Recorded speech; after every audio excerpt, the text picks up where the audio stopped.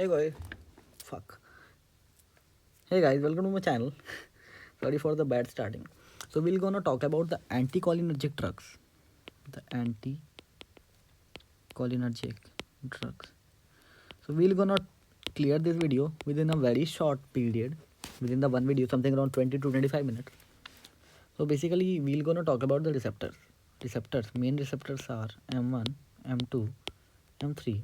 You know, this one covers the stomach, this one covers the heart, this one covers the rest of the organs. Okay, so the stomach. In stomach, if we are talking about the cholinergic system, uh, what will be the use of the anticholinergic drugs here? Basically, the acetylcholine increases the acidity. Okay, and we are using the anticholinergic, which means that we are blocking the acetylcholine. So it will gonna decrease the acidity. And when we should decrease the acidity, obviously within the peptic ulcer, or in the ulcerative colitis or the Crohn's disease, or maybe due to the maybe in the acidic condition of the stomach, maybe due to the irregular meals. You are not eating any food at your scheduled time, and the acid is being released, and you are facing the acidity. So the drugs are pyrazipine, pyrazipine, and telanzipine. Okay, the pyrazipine and the telanzipine. Okay, guys, we are blocking the atropine. So why we should not use the we are blocking the acetylcholine. So why we should not use the atropine? It's a very good blocker of the muscarinic receptors. Am I right? Why we are not using this? So it's because of the fact, guys, because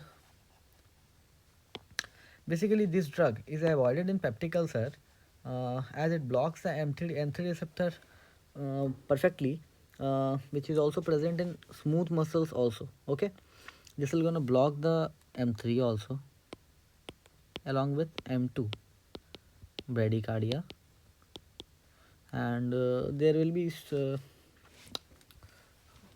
so guys, the basic concept is that also, that it will gonna block the whole sort of M3 and M2 receptor.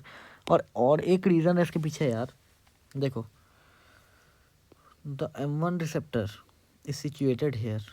Okay, over the uh, stomach. Okay, so on stomach we give the parazepine, it blocks the M1 and the whole scenario gets blocked. But if we give the atropine, it will not gonna block the M1, so it will gonna give the signals to the parietal cell. Okay, and the parietal cell includes the M3 receptor. Okay, here the H plus K plus pump is present. Okay, so basically the atropine blocks the M3. Okay, which will, if we'll give the atropine, then the acetylcholine will be released, but the M3 will be blocked. Okay, so that will decrease the gastric motility. Okay, and the acid will be retended in the particulate area. Okay, that's why we will give only M1 blockers only, and so that the acetylcholine will not come within to the parietal cell and will not affect the M3 receptor. Okay, if we'll give the atropine, then it's directly gonna block the M3, and it will won't gonna affect over the M1, so that the M1 will still make the acetylcholine, and somewhere somehow it will affect the M3, and the gastric motility will be decreased, and the acid retention will be seen.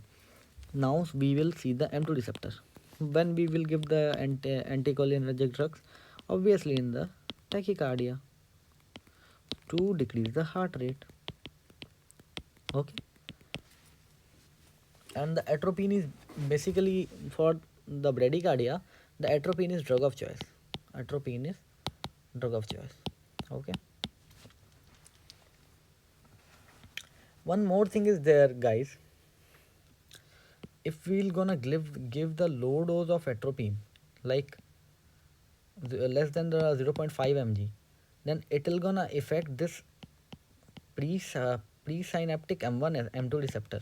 Okay, okay, and this M2 receptor is present over the postsynaptic, which is present over the heart. Okay, so this M1 receptor does what? This M1 receptor increases the secretion of the acetylcholine at the low doses, and this may increase the bradycardia even more. So it may be fatal for the patient. So that's why we do not give the atropine in the low doses, less than the 0.5 mg.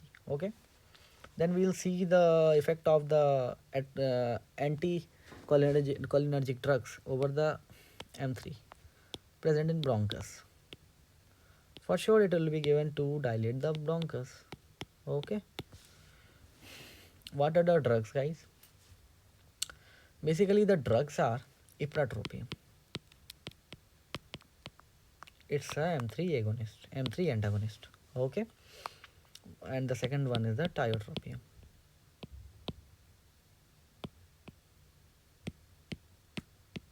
Okay.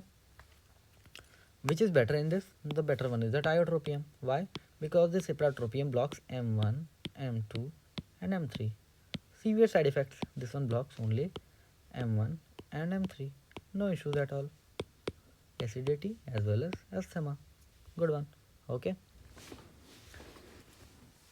Sorry. This one will cause the tachycardia, not the bradycardia. Correct me. Now we're gonna see the effect over the bladder.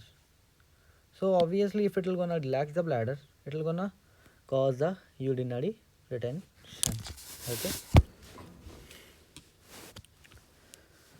So, like, in which condition we should use the bladder relaxer? Obviously, in the urinary incontinence, overactive bladder. Okay, we should use it within the overactive bladder, guys. Okay, what are the drugs? The drugs are like soft bladder, oxybutyrine, solifenadine,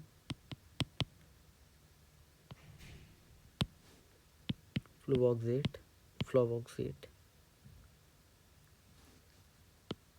tolterodine, and trospium, and the delifenacin. Okay, or the bladder incontinence at the bladder overaction. Okay, overactive bladder. What will be the next one? It will be the glands. For the glands, to decrease their secretion, in which condition?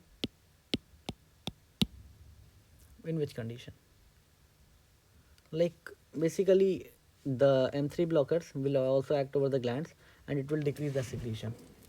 Okay. One more thing is that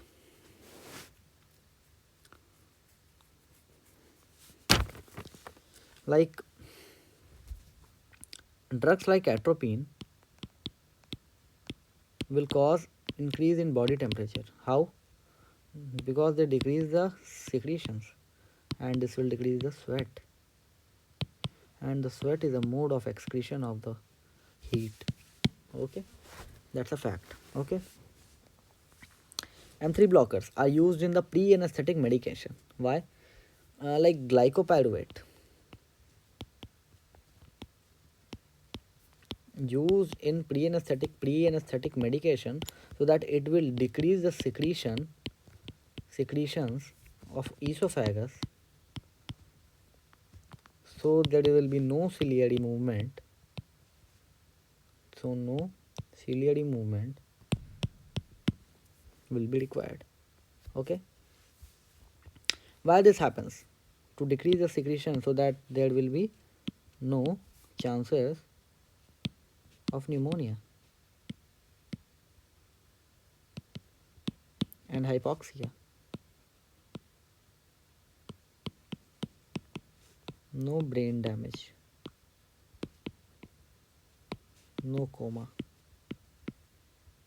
patient safe. This is the concept behind this glycopyruvate. What about the smooth muscles? We're gonna use it within the colic pain. What is this colic pain? This colic pain is due to the severe contraction, okay, and due to the overstimulus. Okay, so what are the drugs used in within the colic pain? These are the dicyclomine, hyoscine, very important, remember it, oxybutynin,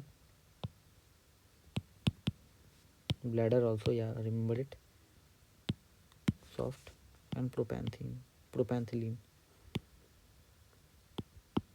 Okay, this is the DOC, motion sickness. Okay, was used as a truth drug. Now we don't use it as a truth drug because of its side effects, and this can put the patient into the coma. So that's why we use polygraphy. What? The polygraphy nowadays. Okay, that's it, guys, and that was the thing which was about to be done.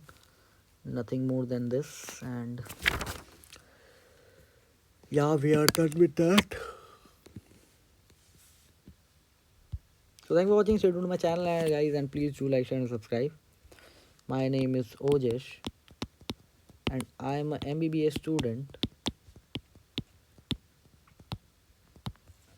I'm a fourth year. Lying man. Upcoming fourth year. Med graduate. Med graduation student, guys. I'm a FMG. Thanks for watching. Stay tuned to my channel, guys. Please do like, share, and subscribe. The logo of the YouTube is something like that, na?